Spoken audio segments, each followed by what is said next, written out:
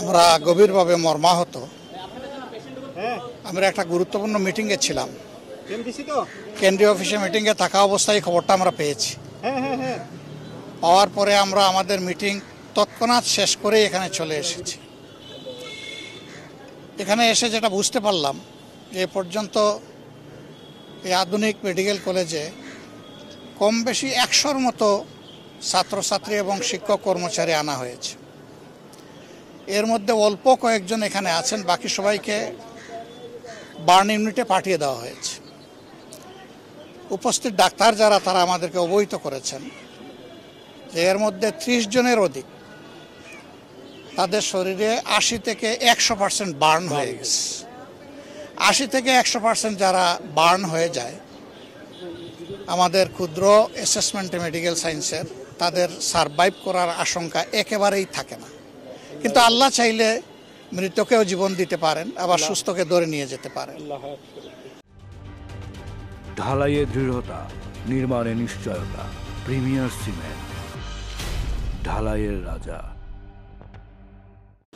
বাকি যারা আছে তারা বলছেন যে হয়তো উপযুক্ত চিকিৎসা পেলে তারা সারভাইভ করবে। আমরা প্রথমত আল্লাহর দরবারে দোয়া করছি যে আমাদের একটা ছেলে মেয়েও যেন এই অবস্থায় দুনিয়া থেকে বিদায় না নেয়। আল্লাহ যেন সবাইকে হায়াত ফিরিয়ে দেন। আর পরিবারগুলো এখনো জানে না তাদের কলিজার টুকরা কে কোথায় কিভাবে আছে। তাদের এই উদ্বেগটা যেন আল্লাহ দূর করে দেন।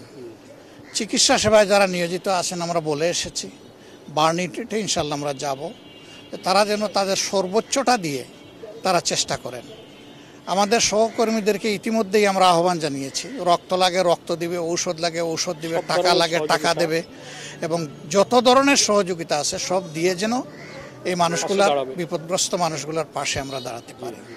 আমরা দেশবাসীকেও আহ্বান জানাবো যে প্রথমত তাদের জন্য সবাই যেন দোয়া করে, আল্লাহ যেন তাদেরকে সুস্থ করে দেন। দ্বিতীয়ত যার যেখানে যেটুকু করার আছে, সরকার এবং দেশবাসী সবাই যেন আমরা সর্বোচ্চটা করতে পারি। তৃতীয় আমাদের অনুরোধ থাকবে যে এই ধরনের সেন্সিটিভ জোনে যেন ভবিষ্যতে আর এই ধরনের ট্রেনিং দেওয়া না হয়। কারণ ট্রেনিং লার্নার যে প্লেন, এগুলার এইটাই কিন্তু প্রথম অ্যাক্সিডেন্ট না। এর আগেও অনেকগুলা বিপজ্জনক অ্যাক্সিডেন্ট হয়েছে এবং জানমালের ক্ষয়ক্ষতি হয়েছে। আমরা যতটুকু জানতে পেরেছি, পাইলট যিনি, তিনিও নিহত হয়েছেন। তিনিও আমাদের সন্তান। তার জন্য আমরা দোয়া করি আল্লাহ যেন তাকে ক্ষমা করেন এবং জান্নাত দান করেন। এখানে এই প্লেন ক্রাশে ইতিমধ্যে যদি আর কেউ এরকম নিহত হয়ে থাকেন, তাদের জন্য আমাদের একই দোয়া থাকলো, এবং আমরা সবাই মিলে ইনশাল্লাহ এই বিপদ যাতে কাটিয়ে উঠতে পারি, আল্লাহ যেন আমাদেরকে এই তৌফিক দান করেন।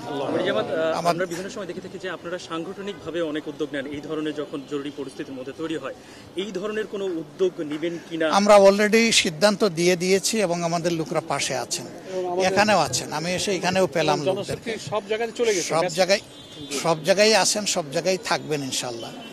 এরপরে একটু যখন সেটেল হবে ঘটনা, তখন আমরা প্রত্যেকটি পরিবারে যাব ইনশাল্লাহ। যেখানে যাকে যেটুকু করার দরকার, আল্লাহ যেন আমাদেরকে সেটা করার তৌফিক দেন। আপনারা দোয়া করুন।